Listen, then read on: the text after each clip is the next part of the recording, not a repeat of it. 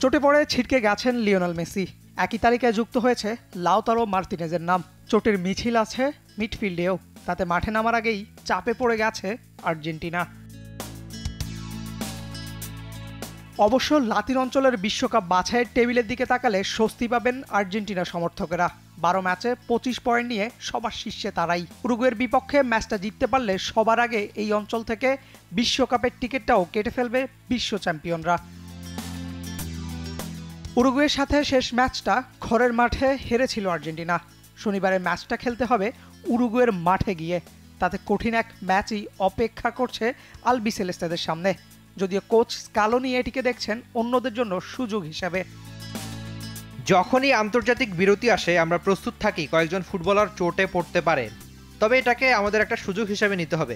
যারা স্কোয়াডে আছেন এখন তাদের নিজেদের একটা প্রমাণ করার বড় সুযোগ সামনে। 15 দিন আগে আমরা কিভাবে পরিকল্পনা করেছিলাম সেটা এখন আর মুখ্য নয়। এখন আমাদের অবস্থা কেমন সেটা অনুযায়ী আমাদের ব্যবস্থাটা নিতে হবে। মেসি লাউতারোদের না থাকায় আর্জেন্টিনা একাদশে আসবে বড় পরিবর্তন। রক্ষণে ওতামেন্দি রোমেরো জুটি পাকা, তাদের দুই পাশে মলিনা ও তালিয়াফিকোর জায়গাও অনেকটা নিশ্চিত। মিডফিল্ডে রদ্রিগো দিপলের সঙ্গে এনজো ফার্নান্ডেজ ও ম্যাকালিস্টারকে দেখা যাওয়ার সম্ভাবনাই বেশি। ফরওয়ার্ড লাইনটা সাজবে নতুন করেই। হুলিয়ান আলভারেজের সঙ্গে জুটি বাঁধতে পারেন কোরেয়া ও নিকোলাস গঞ্জালেজ। অন্যদিকে শেষ 6 ম্যাচে মোটে 1 জয় পেয়েছে উরুগুয়ে, তবে 20 পয়েন্ট নিয়ে আছে টেবিলে 3 নম্বরে।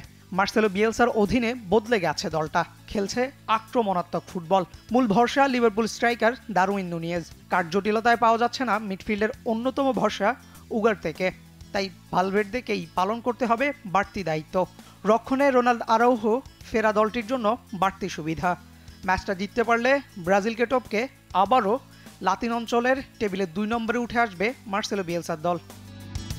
Ashiq Rakib, T Sports.